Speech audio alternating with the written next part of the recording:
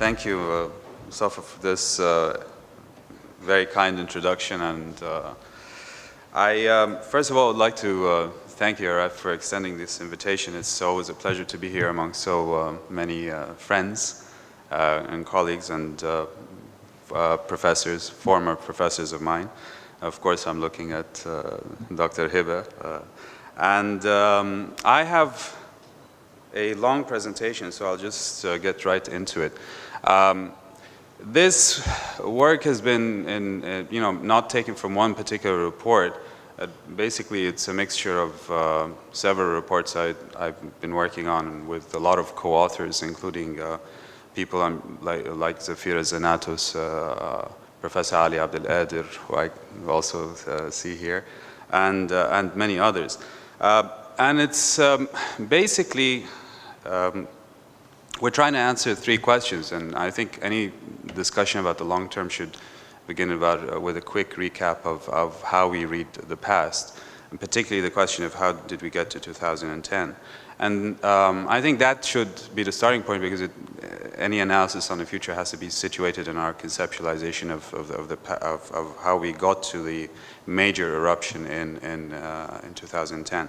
And then where are we today and where do we take it from here? So, of course, we can argue a lot about the drivers that led to the Arab Spring. And basically, the questions that most of us have been asking: was it poor governance? Was it crony capitalism? And of course, the difference between bad governance and crony capitalism there's a huge distinction there. As Adil pointed out yesterday, I think he made a good point that many successful development transitions were actually crony in nature, but they had strong state institutions. Was it too much oil and a lot of the conflicts related to it? Was it rising poverty? Was it lack of skills? The education mismatch argument? Was it limited fiscal space, or was it simply bad economic policy choices? Now, let's go over some of the stylized facts. I'm not going to get into all of the details I think you're all familiar with, but Arab economic growth was essentially service-led and mining and oil-led. So this is what we know. Overall growth rate wasn't too bad compared to other countries, and we can also say that it wasn't just the oil-rich countries that did well. It was also the so-called oil-poor countries, or non-oil exporting Arab countries. But generally, there was a dip in the 80s that I think we're all familiar with over here. But when you look at the structural transformation of Arab economies, you can see the problem. The Arab economies are the least industrialized in the world. And when you look at the red area in this chart, which is the share of manufacturing, you can see why. Compared to all other regions, the Arab economy has the least share of manufacturing, even less than sub-Saharan Africa. Now, why? Because employment creation happened in low productivity sectors. So, again, these are all stylized facts that we are quite familiar with. And you can see here, for example, in Algeria, 2000 to 2008, yes, unemployment did go down, but this happened again because of the rise in employment in informal sector. In Egypt, also, you can see that even if you were educated, well educated, you still couldn't find a job outside. You were less likely to find a job outside the informal sector compared to 1980. The share of educated in the formal sector went down dramatically. So, what kind of implication does this service-led pattern of economic growth, oil-led pattern of economic growth have on poverty? Well, it's hard to tell a story about poverty because your story depends on your choice of the poverty line. But generally, if you look at the international poverty lines and you look at the $1.25 and you decide to tell a story based on that, then the Arab region virtually has less than 5% poverty. As you can see here, the Arab region is basically that dotted red line. But what happens when you move from $1.25 to, let's say, $3 or $4? Then the Arab region becomes just as poor as any other developing region. So basically what we're trying to say here is that the poverty story depends essentially on your choice of the poverty line.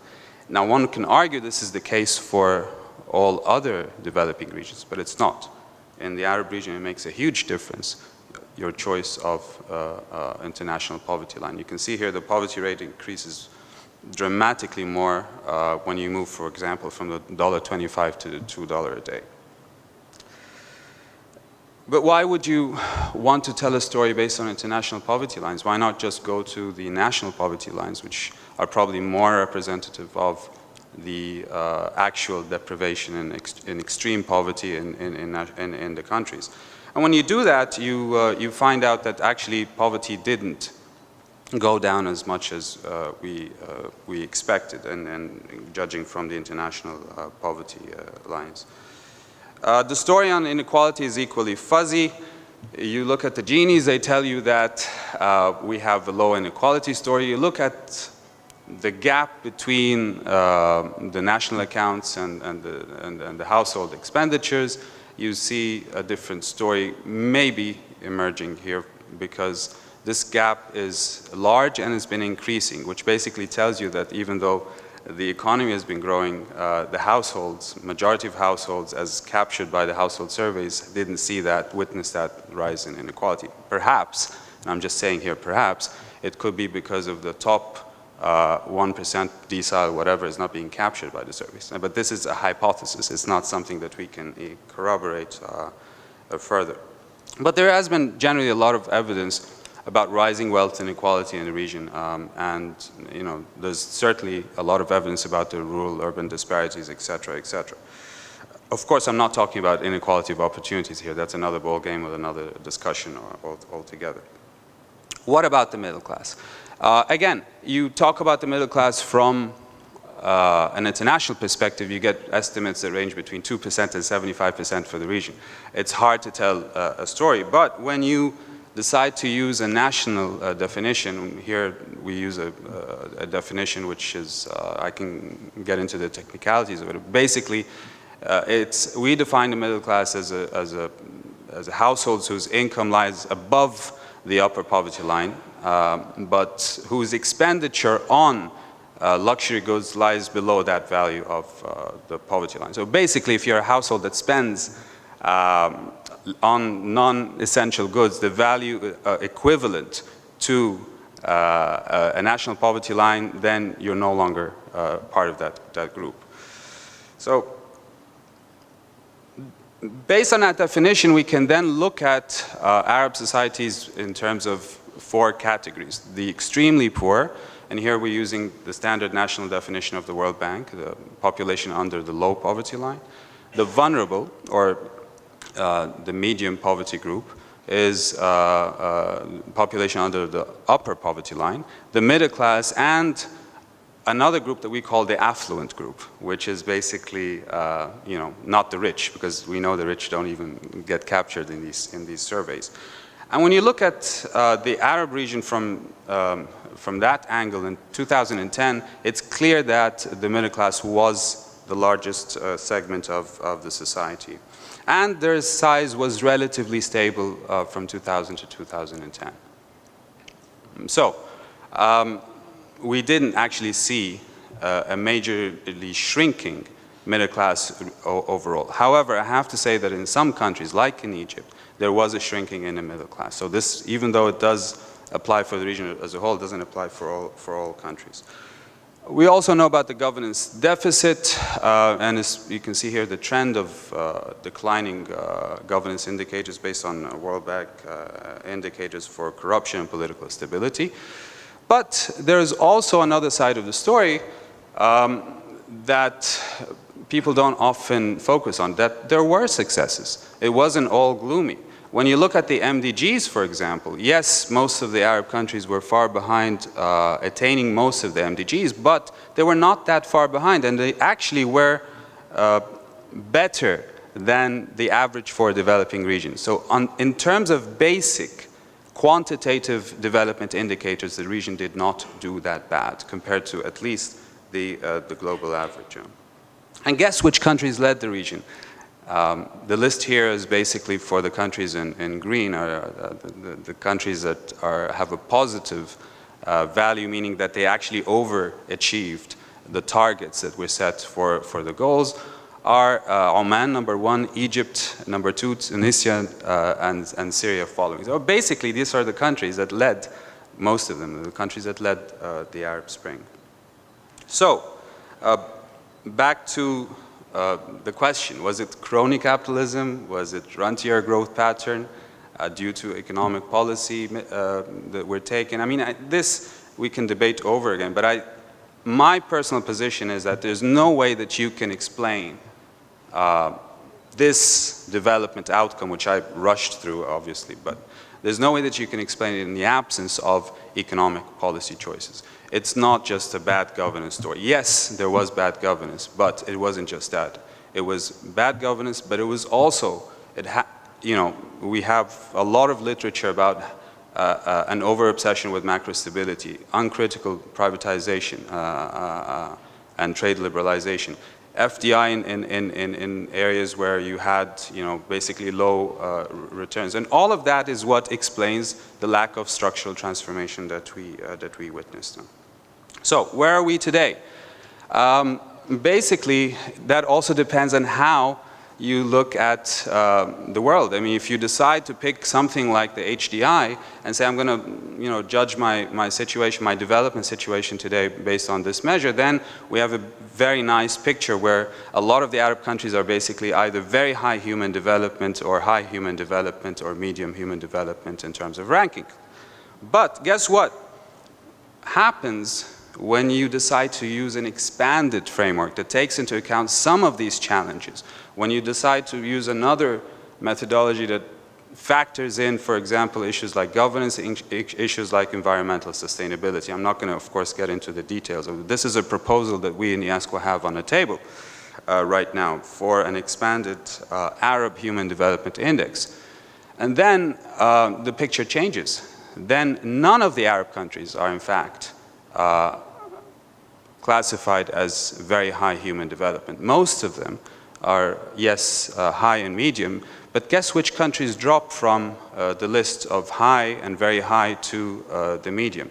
Look at Saudi Arabia in the rankings, for example. In the previous graph, it was Saudi Arabia the rank was, I think, 30. Sorry, it was number 28 worldwide, and this is out of 140 countries. Now, basically, Saudi Arabia's rank is 63. So again, our development story, our poverty story, depends on the choice of methodology. Depends on how we define. Our middle class story depends on how we define all of these things. Conflict, obviously, is a game changer. We're looking at countries in conflict now, basically representing almost a third of the Arab countries. We're looking at countries that have potential for major economic ramifications, Tunisia, Lebanon, Egypt, and Jordan. And obviously, you're familiar with the overall growth context and the figures that the projections that we have even for the future are not looking very good. But I have to say that at least from the initial projections that we did on extreme poverty and the size of the middle class, I can say that according to the middle class report, we may have just in the period from 2010 to 2013, we may have lost the end of 2013, we may have lost an extra 15% of that 50% size of the middle class that we have. So the size of the middle class, the Arab middle class today, could be as low as maybe 32% or so. Syria, we're just finishing a report on Syria with St. Andrews University. We're looking at, just in Syria, $170 billion losses. The figure you have here is the difference between what could have happened pre-crisis, the pre-crisis scenario, and the post-crisis scenario. And that, I think, is a self-telling story. And, I mean, these figures are real. I mean, we're talking about a contraction of 55%. We're talking about an $90 billion infrastructure loss. We're talking about a cultivated area loss of 60%, poverty rates, upper poverty line going up to 80%. So it's a different kind of devastation altogether. It's not the kind of conflicts that we're used to, not in Sudan, for example. Sudan actually witnessed a lot of progress on some of the very basic quantitative indicators while you had conflict. But this is a different ballgame altogether. This kind of conflict is not what we've been used to in the region. And of course, fiscal space is a lot more constrained.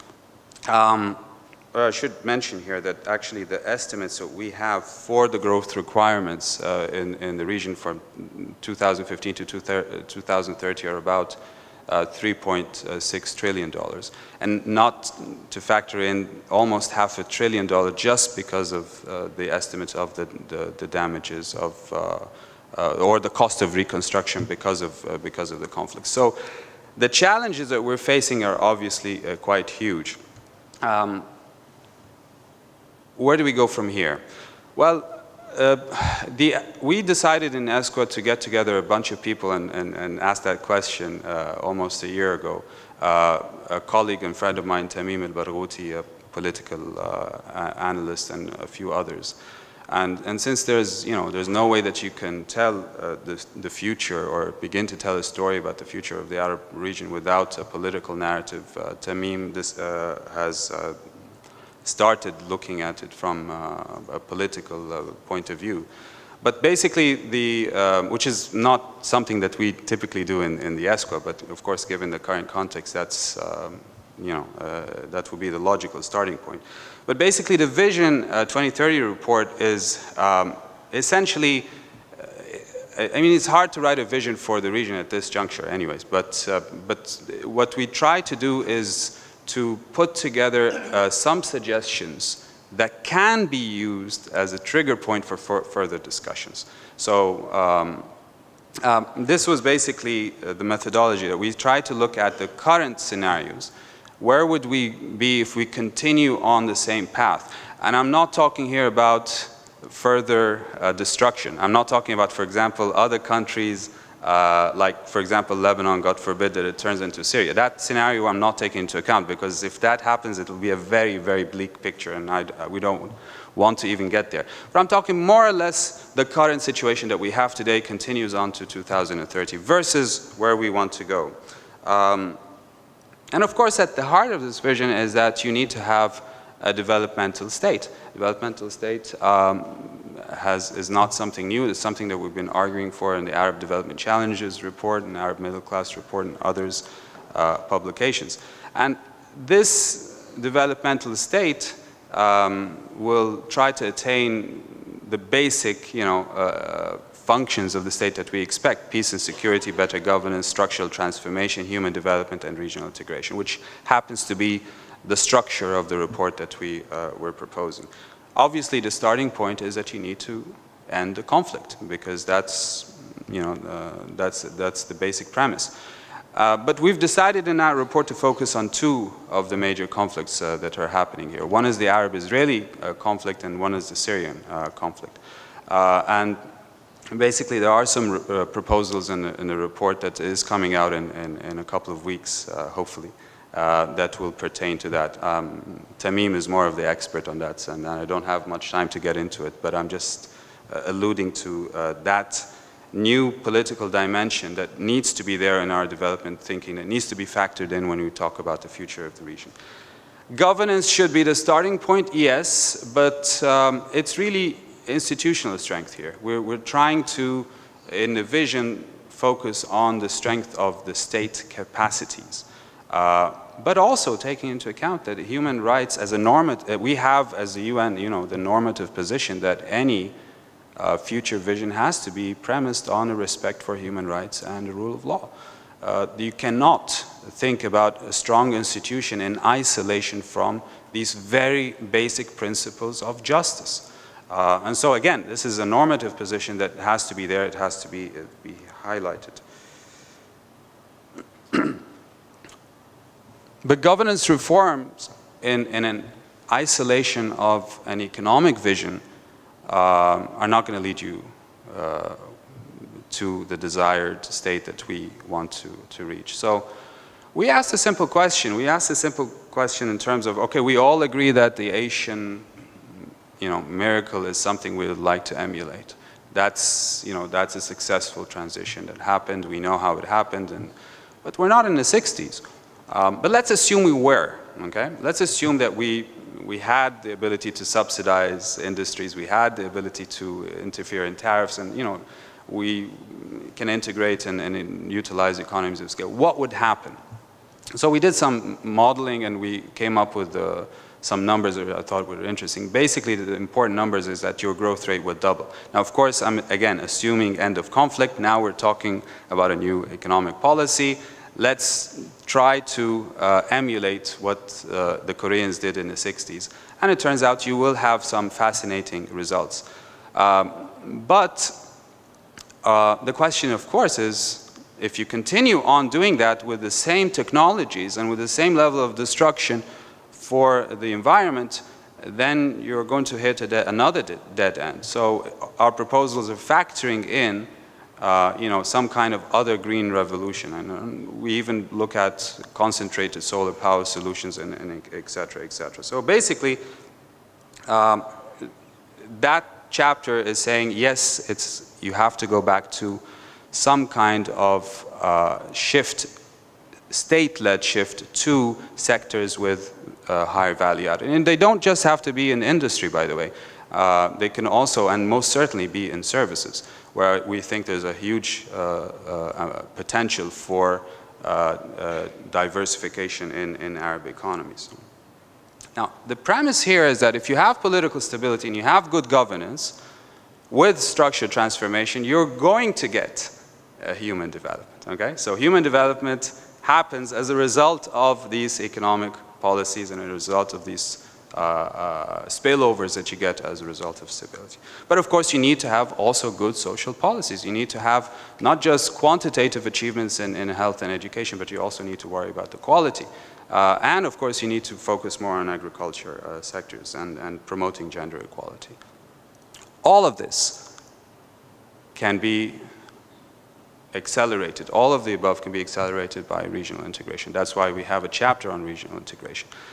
And I think that's the most important chapter and this is my last slide, so don't worry, I'll be finishing in a minute. I think that's really the most important chapter we have in the report. And it's basically asking the question of where do we want to see this region in 15 or 20 years? Do we have a region to start off with? And if so, what are the basic